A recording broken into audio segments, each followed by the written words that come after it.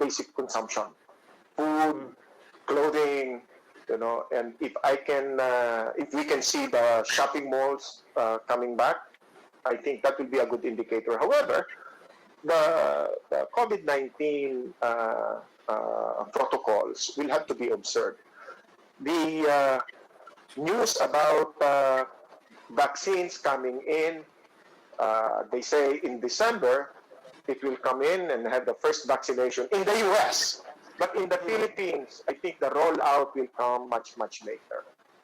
May parang professor, in fact, professor, ang sinasabi na many analysts are saying that the Philippines might lag behind most of its neighbors in recovery. And in fact, in many countries in Asia, magiging kulelat daw tayo. Is that also what you see? Considering the situation, considering the vaccine situation, and people are saying that the earliest we can get the vaccine, actually the actual rollout here is around May next year. I want to use our experience with tuberculosis control. In many countries, TB has been controlled, managed fairly well. But in the Philippines, we are a high TB burden country. So I would like to use that as an example. We are one of the laggards in controlling TB in the world. Tuberculosis and COVID, they attack the same organs, our lungs, and we haven't done a good job in controlling TB. I hope that with COVID, we'll do much, much better because there is so much awareness about COVID-19, but TB is still so much around us, So, I relate, sir. I acquired TB in 1996. I'm sorry. I can relate. I acquired tuberculosis in 1996. Oh, yes. Well, actually, maraming carrier. Yes, People about not aware of it. Yes, about 2/3 of our population is infected, Yes. But it doesn't attack our body.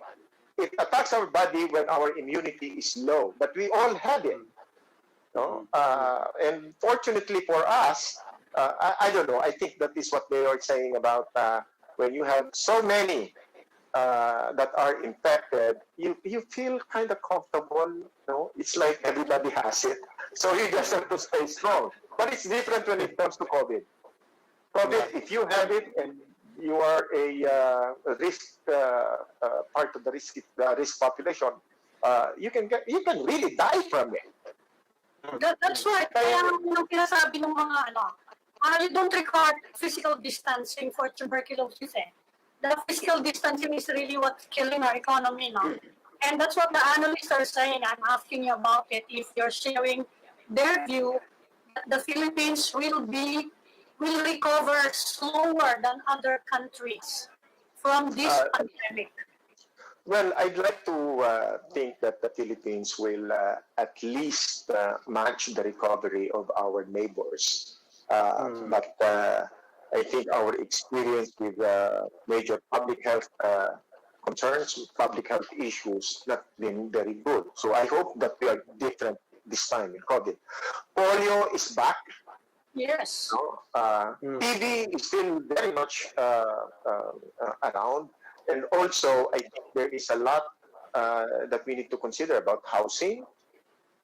People are living so close to each other. They have 5 people in one room, and communities are very crowded. So it will still be very, very easy to spread.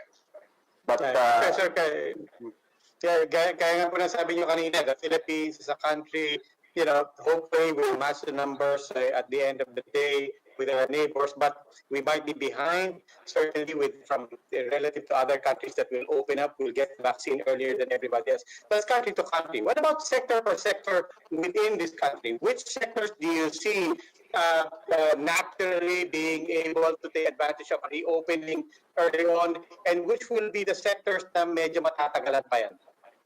Well, if we are taking it from the pronouncements of the government, healthcare workers will be the ones to benefit from it immediately, and I think that should be so.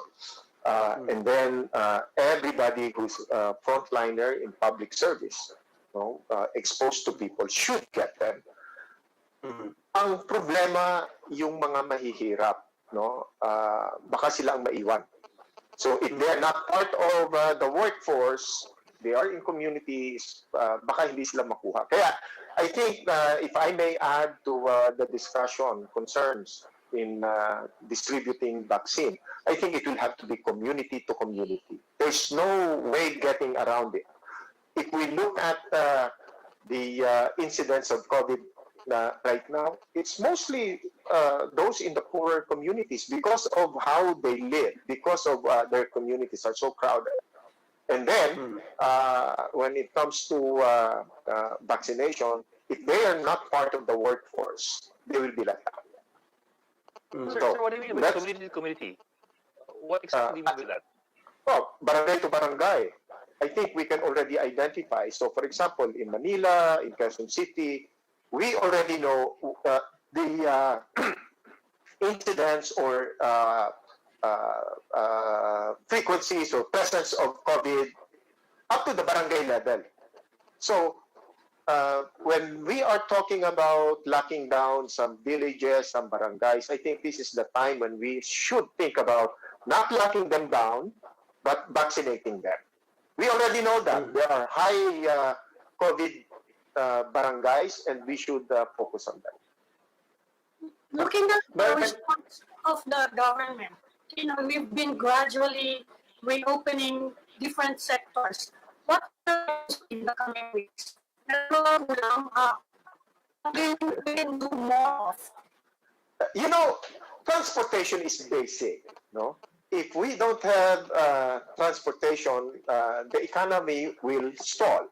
However, we are beginning to open the economy, we're beginning to open EDSA, but look at how much time people spend on EDSA. And this is not yet full opening, no? We are still not on full throttle, but people are already spending 3 hours, 4 hours on traffic in our Manila roads. So that's terrible. I think before we even start talking about reopening our economy, we need to talk about how we are going to move people around. No, you cannot tolerate people staying in traffic. This is not even full-blown opening of our economy, and yet people are already spending hours on the road. Yeah. Hey, well, we're talking, people are already stuck in traffic on their way to Tagaytay. That's one of the big stories. Grabe yung traffic on the road to Tagaytay, especially given this long weekend that we're headed into. But staying with the economy, Professor, the BSP has been very aggressive in cutting the interest rates. You think we're doing enough, and are there any unintended consequences do you feel? Well, monetary intervention is just one of them. I think there are many other things that we can do to stimulate the economy. If right now the demand is still very weak. Why? Because people do not have money. So even if you lower interest rates, if people cannot buy because they do not have money, because there's so much unemployment, the economy will still have a hard time picking up. So in addition to monetary, I think the interventions from BSP is good. However, you have to put money in the pockets of our people so that they can buy. Right now, they're not buying simply because they don't have money. Yeah, but on the other side of that, not on the side of the demand and not on the side of the consumers, but on the side of the businesses and the industries and enterprises that we're trying to encourage to move, are we seeing an effect of those rate cuts in terms of people starting to rev up their investments? Well, I noticed that people are just refinancing their old costly debt. And I think, of course, it makes sense. If the interest rates are low now, why keep your old expensive debt? Are people also financing are they investing in capital projects? I think they're still holding back. Most of the financing that we are seeing right now, because of monetary interventions, are mostly for refinancing. So let's put that in layman's terms. Ibig sabihin nyo, bumaba ang interest rate, so yung mga negosyante, may opportunity sana sila, gusto ng BSU, sige, mag-ano pa tayo, invest pa tayo para gumalaw yung ekonomiya natin. But their job, basically, they're just getting new laws para pagtay yung higher interest rates nila, and that is not necessarily going to generate new economic activity or just slower. Well, actually, pagka nag-refinance tayo, pinalitan natin yung lumang utang ng bagong utang, walang production doon. Basically, nagtipid lang tayo sa interest rate. Does it save jobs at least? Does it at least keep a company afloat and your jobs safe? Humaba ba ng konti man lang yung PC mo? Yes, oo, definitely. Definitely, yung pondo nila medyo tumagal-tagal kasi imbes na ipagbabayad lang ng interest, ngayon, pwede nilang ipasweldo o kaya pwede nilang dagdagan yung kanilang inventory. Pero right now, purely monetary is not going to make it. I really think that we need to look at ano bang mga produkto, ano bang serbisyo ang merong interest ngayon, ang may demand ngayon. And I think it's very clear. Everybody rushed to digitizing. Everybody rushed to transforming their operations. All of a sudden, now online transaction is very much around. Na-accelerate natin. Whereas before, we still love to go to the bank, mag-transact, call our bankers, call our representatives, and still make physical transactions. Pero right now, marami ang transactions are happening online. So, what does that mean? It's not only happening here in the Philippines, it's happening worldwide. So, I was hoping na makita ito na ang ating opportunity pala ngayon ay mag-provide ng technical expertise para ma-transform ang ating mga processing into an internet-based transaction. So, ang IT natin, I thought, would pick up. Instead of just losing our mga BPOs natin, dapat nandoon na tayo sa mga IT applications development, software development. Ang Zoom, by the way, they were not expecting that this will create such a windfall for them. But now, ang demand para sa services nila more than double. So what does that mean? Everybody requires digital technology. So dapat doon tayo nag-shift. Dapat doon na tayo pumoporma. Dapat doon na tayo pumofocus. Kasi ang demand for digital transactions ay global, no? Worldwide. So, the money that we were losing with our OFWs in home, with BPOs slowing down, with games, almost stopping, dapat dito tayo nakashare. Nag-digital tayo. Yung mga programmer natin, magagaling ang mga Filipino programmers. And right now, very ang entry level, ang barrier to entry in this kind of business. So, sana ito ang maging focus ng mga negosyante natin. I-mobilize natin ang ating mga technology experts, ang ating mga programmers. Let's look at what the global market for internet-based transactions require, and let's provide them that. Prof, we just need to go into a gap very, very briefly. Okay. We hope you can stay with us for a few more minutes. Sure. Thank you, Prof. We'll just go into a break, so please stay with us. Sige.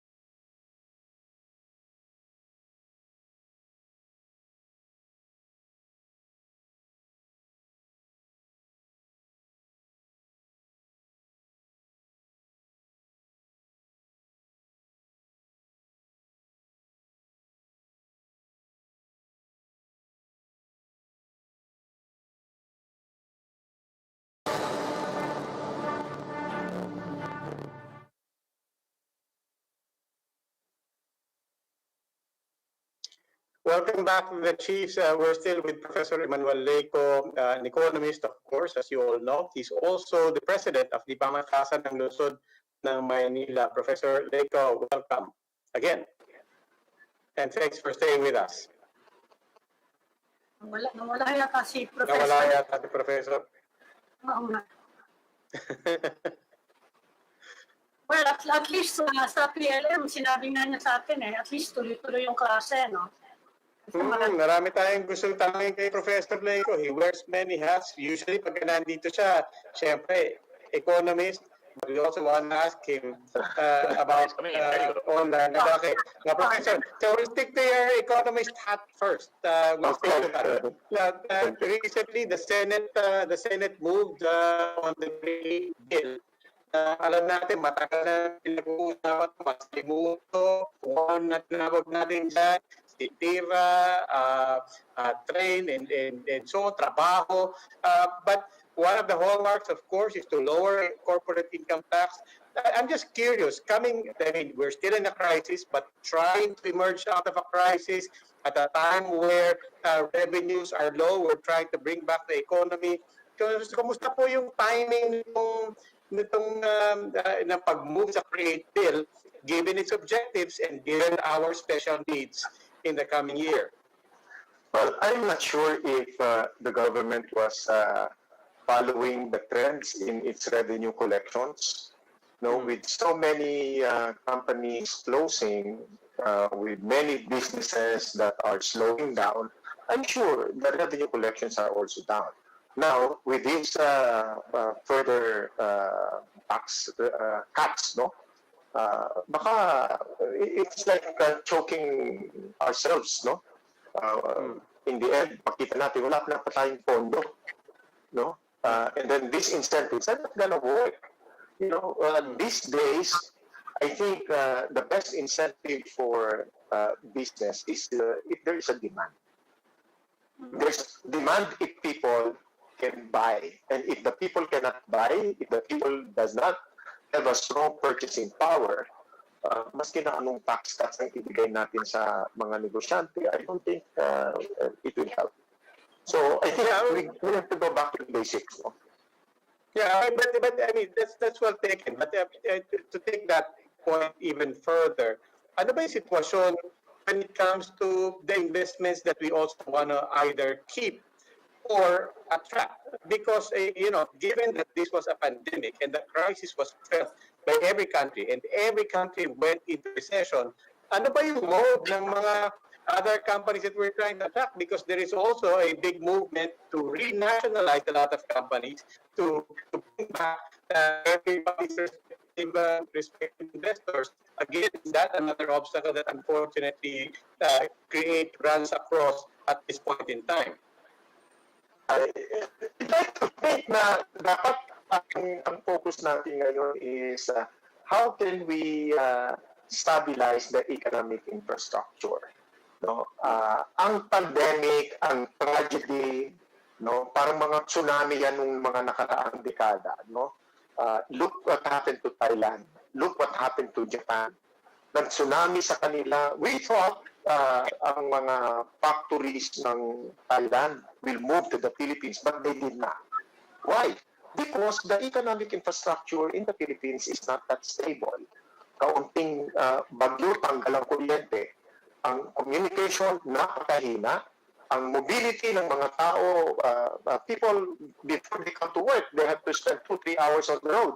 So, malaki ang, I think, malaki ang difference, when they say, let us compare the Philippines with Thailand, with other countries who have a better tax environment for foreign investors. I don't think it stops there.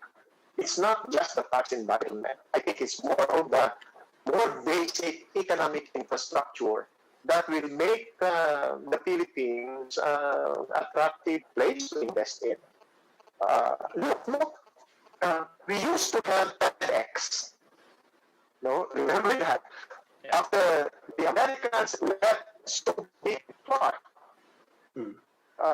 people should have seen that as a great economic infrastructure that can be mobilized for more productive purposes. TEDx came and stayed for a while and then they left. Why? Because TEDx comes in full. Pero paglabas nila, wala silang laban. Oh, paano yun?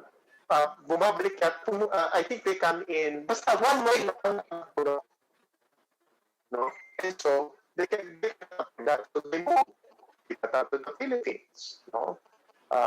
We had Subic. Subic should have been a great shipping port, a shipping hub.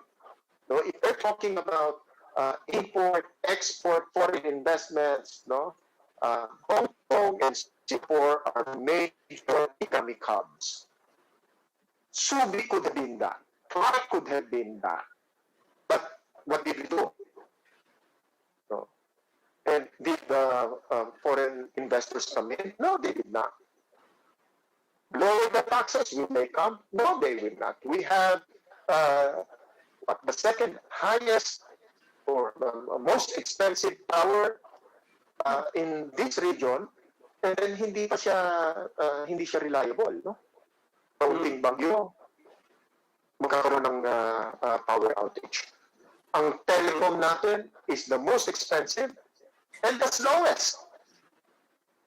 No? So, I think before we start looking at incentives, let us look at what kind of economic infrastructure investors require, both local, no, and international investors. Professor, people have been talking about the necessary structural reforms to attract more investments. But at present, ano po yung mga sabi niyo, what can we do? Any bright spots that you can see? Well, right now, Just to stimulate the economy, just to improve consumer confidence. Are you seeing any bright spots in this pandemic? Masyadong tayong nadidepress ngayon magpapasto. no, right now, I kept saying this. I'm like a broken record now. Everybody is doing online. So, logic, no? If you do online, what is going on? There's a lot of online transactions. And what is required to do a successful online transaction? Yung mga apps, no? Mga software, yung kanilang mga technical improvements. The banks, the financial community are the most, the biggest user of technology right now. Sino ang nagpupunta sa mga opisina nila ngayon? In the banking community, only the frontline bankers, no, mga tellers are in the offices. Pero the rest, they're in the back offices. And their home offices, they converted their homes into their own offices. And that way, they save time, they save money on transportation. They meet 6 o'clock in the morning, and they also keep now a 24-hour shift because they can communicate with people from abroad, you know, with the business. So I think the start of our economy these days should have been technology. And there is such a low barrier to entry in technology. Marami tayong mga programmer, marami tayong mga technical experts dito. And I think that should have been our flavor of the month. Marami, and programming can be done at home. So, yes, development can be done at home. Yung mga apps, Yes, sir. Pero sir, how do we operationalize that? Do we need to overhaul the regulatory environment, the policy environment, so that we can take advantage of that? Kasi from what you've been talking about for several minutes already, parang we have so many missed opportunities. Sabi mo nga, even your previous guests, you were talking about the need to reinvent ourselves with the COVID-19 pandemic. And it looks like we are missing the boat. We are missing opportunities. But moving forward, how do we operationalize that? What kind of laws do we need? What kind of do we need to, for example, the ICT, do we need to restructure it? Do we need to, what do we need to do? Ako, what I see is that a direction. We lack direction. You know, parang this opportunity does not exist. I keep hearing the government going back to the old products, the old services, the old economy. Now is the time to reset. reset, forget the old economy. What is the global economy requiring right now? BPOs, yung voice operated customer service, I think that is going to be done in the very near future. Pero yung technology, I think that will be here to stay. And the market is expanding. However, parang walang stress, no? Walang call. Parang walang sinasabi na, hey, the Philippines could be the hub, the technological hub of fintech in this region. Research, for example, can be done here. While trading may continue to happen on Wall Street, Singapore, Hong Kong, anywhere else, research can be done here. Development can be done here. But what we need is, I think, a call. Kailangan may cheerleader. You know, there is a champion. And it doesn't look like right now we don't have a champion. This is the call of the current global economy right now. This is what's going to save us. This is what's going to create jobs. But what do we need to do? We need to strengthen our, for example, our telecom infrastructure, internet, and also I kept advocating this. I think we have to look at internet as a public good. It should be free. No, give people the access to the internet, and I think that will be a major stimulus for people to be creative. Right now, kung wala kang, and this is what we are experiencing in school right now. Like I said earlier, you know, offline, I said, my school is going online 100%. But you know, the cost of online has been shifted to the students and the faculty. And our students, they buy online, no, 100 pesos for 3 days. And then if you are online the whole day, ubos agad yun. No? So I was thinking, if you have a free internet and free access, and particularly for the poor, no, gadgets for the poor, the creative juices of our people will flow. That's what I mean by, I think we need to have leadership in this direction. We need to open up. We need to have cheerleaders. These are the new opportunities that are opening up in the world. And these are the opportunities that we can take advantage of. Okay. Professor Emmanuel Leyco, President of PLN, economist, thank you for joining the Chiefs. Thank you for having me. Sir. Yes. And now we'd like to welcome our next guest, Presidential Advisor on Entrepreneurship and Go Negocio founder, Joey Concenpcion. Good evening, Mr. Concenpcion. Good evening, sir. Good evening. Good evening. Sorry. Yes, well, Mr. Concenpcion, we're talking about resetting, reviving the economy, and of course, everyone's in agreement that we will need a vaccine first before we can get really going on this. And we have some good news to share with us. Right? There's a lot of excitement today. The businessmen got together to jumpstart the vaccine. There was some setbacks from AstraZeneca. But for the benefit of our viewers, perhaps you can tell us what happened today with the vaccine procurement. Well, for the last 6 weeks, we've been working with AstraZeneca. Basically, Tessie Coulson and I have been working together. She's one of Go Negocio's biggest supporters. No? And she happened to meet the AstraZeneca people, and they told her that they have this program on zero profit for the year 2021, or no profit for the year 2021. And what it means is that the price of the vaccine will be at $5 per dose, and you need 2 doses. So that's pretty reasonable price. Yeah. Terms are you have to put the deadline is November 30, and you have to put a 50% down payment. So what are the risks on the 50% down payment is that if the vaccine does not make its FDA approval in the respective country, then you can lose your 50%. So we have been very transparent with all the companies willing to support, and we told them it's a risk. But if we don't take the risk, we will not have any chance to get a vaccine to come in the early part of the year. No, we may be relegated to 2022. It depends on who vaccine, but at least the chance to get a Pfizer and Moderna vaccine may be pretty challenging because America will give priority to its citizens. And the rest of the world, considering that their efficacy in what they reported are at 95%, everybody will want that drug.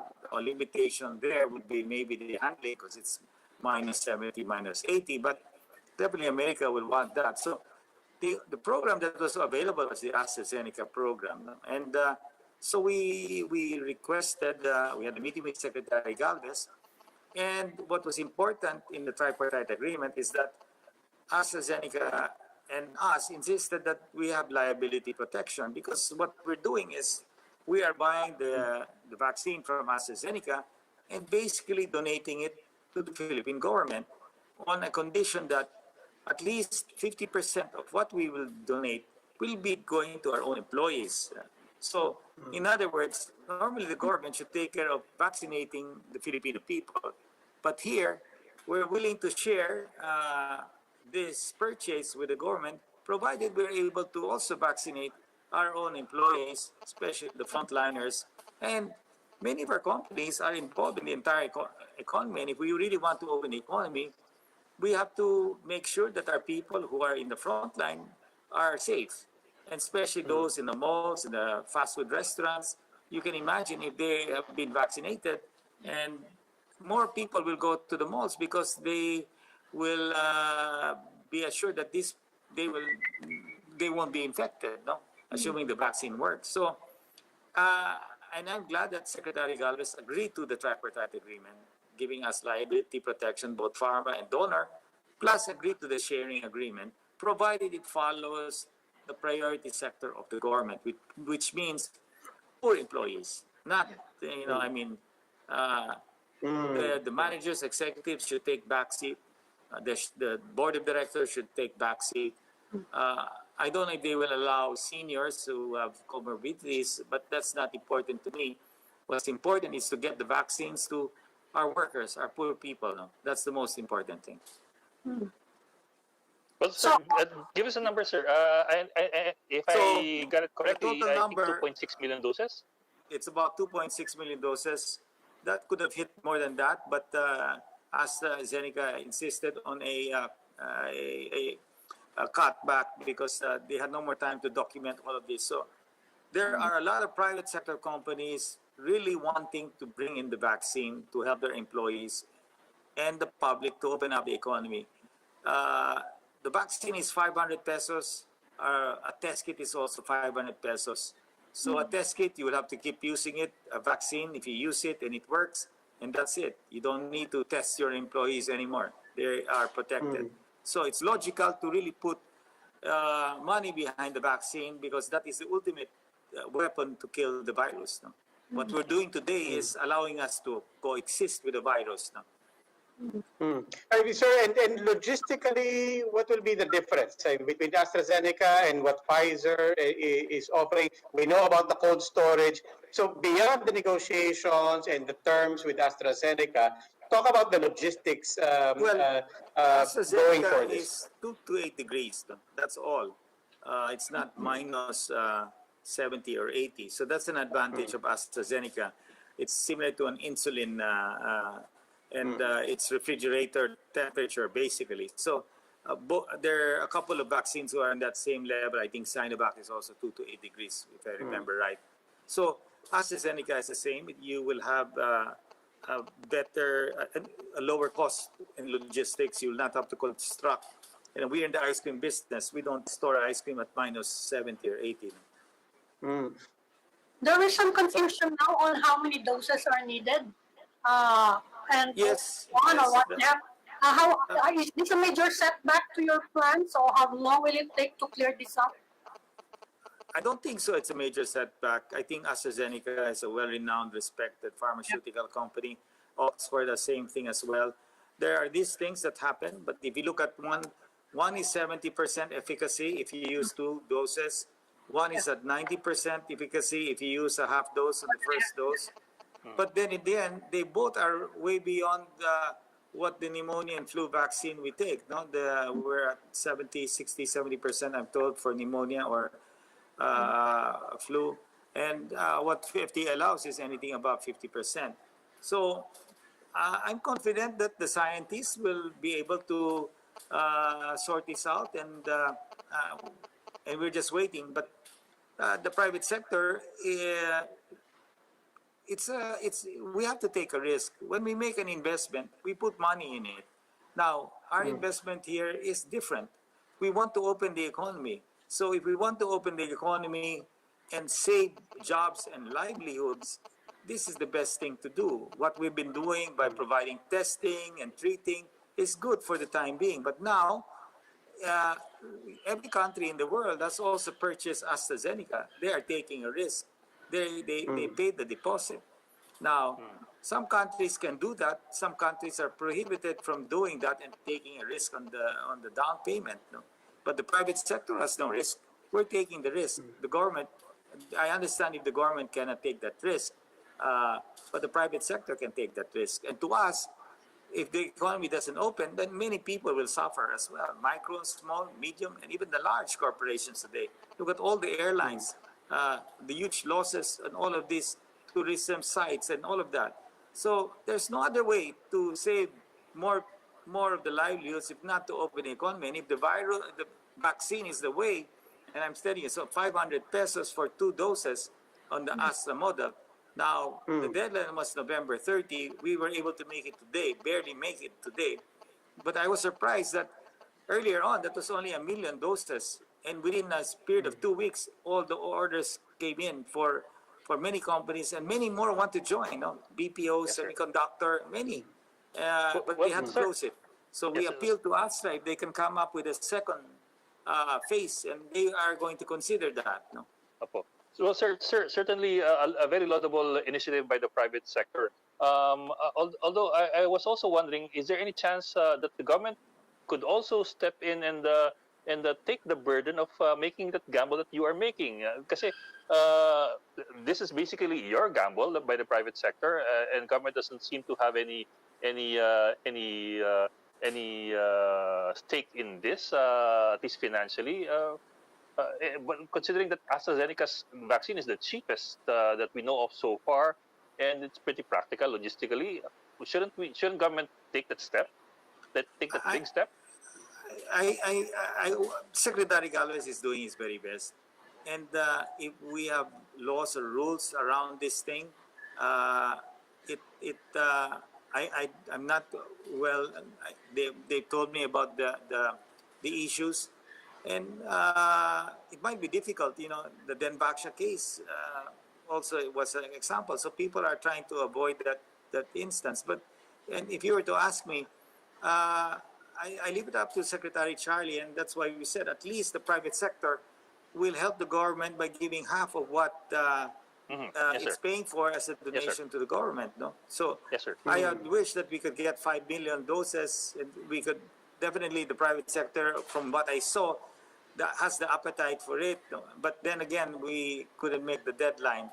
But I'm happy that Astra, the CEO, is working hard to try to get a part 2 to this whole program. No? And if that happens, then the private sector will continue to do what it has to do. And maybe Astra will find a way to help the Philippines. No? With no promises, they're working hard at it. No?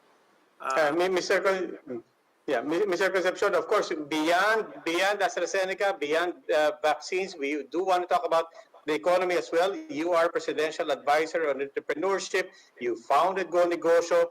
So what's the advice to our entrepreneurs heading into 2021? What should be people's mindset? Everybody's trying to wrap up their planning. We've gotten this far that people have some confidence to plan for 2021. What should be the mindset for 2021? I think we will get the vaccines in the Philippines. This batch should start arriving by May 2021. I think the government will be successful in getting other vaccines in.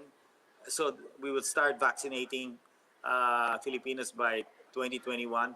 Now, the quantity, I don't know how much, but we will try to do our best from the private sector. And I'm sure the government will try to look for 25 million to 30 million doses. That's what, if I remember right, what we were discussing during the press con with Secretary Galvez. So it's going to start. What is the good thing about that? If we focus the vaccination in areas with high density population, Metro Manila, which is the highest density, then you will feel the impact. If the private sector, through its purchase, will focus on all the fast food, the retailers in the mall, all of these people, all the frontliners, then you will be able to get more people to go to the malls and start shopping because they will have a high level of confidence. No? So we really have to just bring in the vaccines that work and get it in larger quantities and start vaccinating. At least now, there is some light at the end of the tunnel. Earlier on, it was a complete darkness. Now that we have signed an agreement, maybe symbolic because it's only good for 1.4 million people. That's about 600 million pesos that the private sector will put out. And that's huge for us, considering many of them are losing revenues and the incomes have dropped. But yet, in the end, if the private sector does not take that action, then the economy will continue to be what it is today. On, off. We can't have an engine running on and then slowing down when infections hide and running again. It won't work that way. So this is why the response from the private sector, to my age, I was quite shocked that everybody came out to really help. And there will be more that will help in phase 2, I'm sure. In the meantime, Mr. Concepcion, May is still about 6 months away. Are you seeing some recovery for the Christmas season, for example, for the MSMEs? Well, right now, even with lower interest rates, many of the financial institutions are very careful in lending because many businesses are on a standstill. The tourism sector and other sectors there, it's not completely open. They're trying to, but it's not there. Confidence of people is not there. We are in the food business. We are looking at our sales. It's nothing great. It's okay. It's nothing like looking like a great Christmas from the way I see it, because many of the employees have already taken either part of their 13-month pay or the full 13-month pay. So I expect that many LGUs will start to kick up and help their own constituents, because I guess anybody who's planning to run for election in 2022, we have to make our Filipino people happy this Christmas. This is the first Christmas that we have this pandemic, so everybody has to go out and help, the way I see it. Okay, we're having technical problems. And okay, there is again. Sorry about that. Yeah. Okay. Concepcion still here. Mr. Concepcion, hear us? Yes, Yes. you can hear us. Yes, please continue, Mr. Concepcion. Yeah, so I hope that this quarter will be strong. I hope there will be greater spending. I hope somehow maybe the election spending can come this early. I know the election is still very far from now, 2022, but we need more people to spend money for the economy to grow. Right now, the spending is much less, and definitely our MSMEs are surviving. Yes, the interest rates have gone down, but yet the banks are very careful in lending right now because the economy is opening up, but the demand is not there, not strong. Talking to supermarket owners, we're waiting for it to pick up. We're already in November, the end of November, and it's not there yet. I expected to really see better sales. So let's see.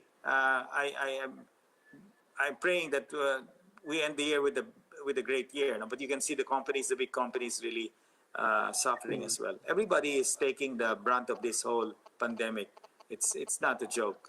It's something serious. But I'm saying 2021 to me, I'm quite bullish. I think things will change.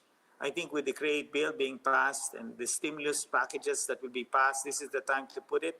With the vaccines coming in, that gives hope to the Filipino people. That's the most important hope. When hope is lost, then everything is lost. So by mere fact, symbolic of 2.6 million doses coming in, that's symbolic enough to give people hope.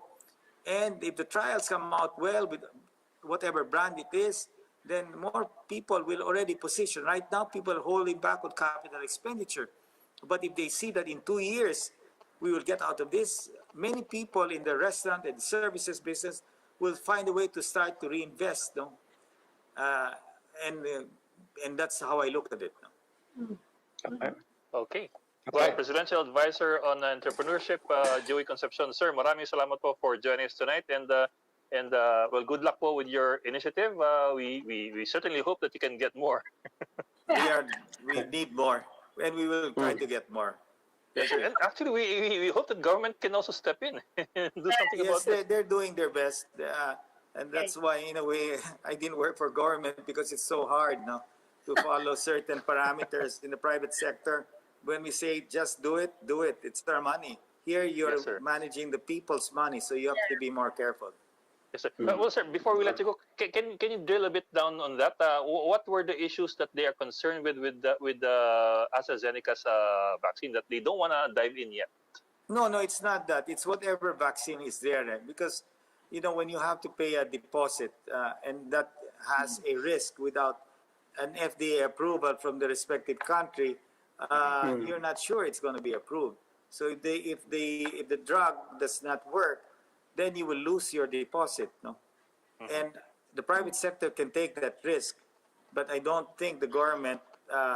They have a law. I'm not sure if there's a law, but that is a risk. No? So here, sir. as a company, we are taking a calculated risk. No? But I mean, we own the company.